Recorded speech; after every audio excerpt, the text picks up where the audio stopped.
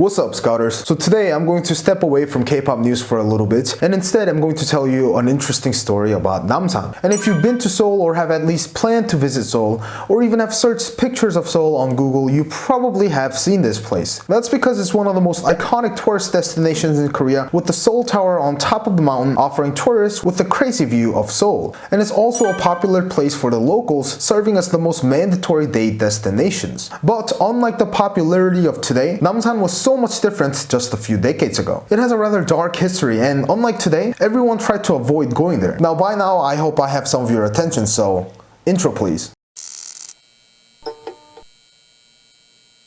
Now, I have mentioned this a few times in my previous videos, but unlike today, South Korea used to have dictators. Now, I won't go into too much details, but take a look at this man, President Park Chung-hee. He was in power for 18 years from 1963 to 1979. And although this man is credited for a lot of work, such as bringing up the Korean economy, one of the biggest criticisms he gets is that he shut down political oppositions to hold on to power, which is common for a lot of dictators. And one of the methods he used was setting up 중앙정보부, also known as the Korean Central Intelligence Agency. And although it was seen as one of the most successful and powerful intelligence agencies of Asia, the problem with this agency was that it was used as President Park's tool in intervening with national politics and sometimes in international affairs that was outside the agency's boundaries. The agency was directly controlled by the president himself, and it was used to capture and interrogate certain people without proper warrants or any democratic procedures. What this essentially means is that the agency could interrogate actual North Korean spies who are threats to the nation, or just interrogate someone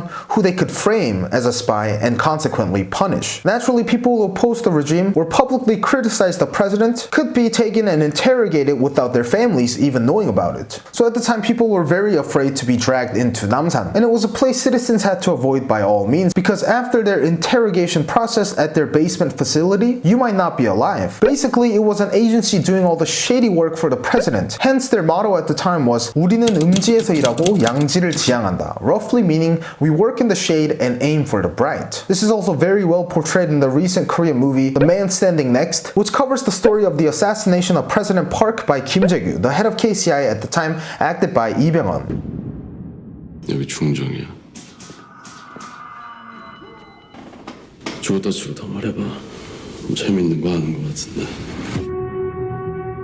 Now, this isn't like a paid promotion or anything, but really amazing movie. But if you are going to watch the movie, just be aware that it's a little bit fictional because it's based on a novel covering the story. Unfortunately, even after President Park passed away, the agency didn't really change anything except its name. It changed its name to Agency for National Security Planning and basically played the same role for the next dictator, President Chun Doo-hwan. As of now, though, they have moved to a different location, and the organization, although still controversial at times, has facelifted to an actual intelligence agency. And obviously, with the absence of KCIA at Namsan, the place has changed over a generation to become a place everyone loves to visit, and the Namsan that you and I all know. The old buildings used by the agency have either been demolished or changed to something else. For example, the main building is now used as Seoul Youth Hostel, and judging from the view at the hostel, it's no wonder they built this organization here. You can see Seoul very easily from the mountain, since the mountain is essentially located in the center of the city, and Korea's presidential house is not too far away from it. And this is probably why Namsan Seoul Tower has become so popular for its city views. And if you've been up there, you would know that you feel like you're looking at the entire city. And if you're interested, Seoul government has recently changed the underground interrogation facilities and have modified some of the old KCI territories and have created a place for dark tourism, trying to help the citizens remember that we used to have a dark history of excessive government power. So if you are coming to Seoul and you are interested in things like this, I definitely recommend that you give this place a shot. Anyways, this was the short story of Namsan, Seoul's biggest landmark and one of Korea's most iconic tourist destinations. If you found this interesting or I answered some of your questions, don't forget to like this video and subscribe to my channel. Until then guys, see you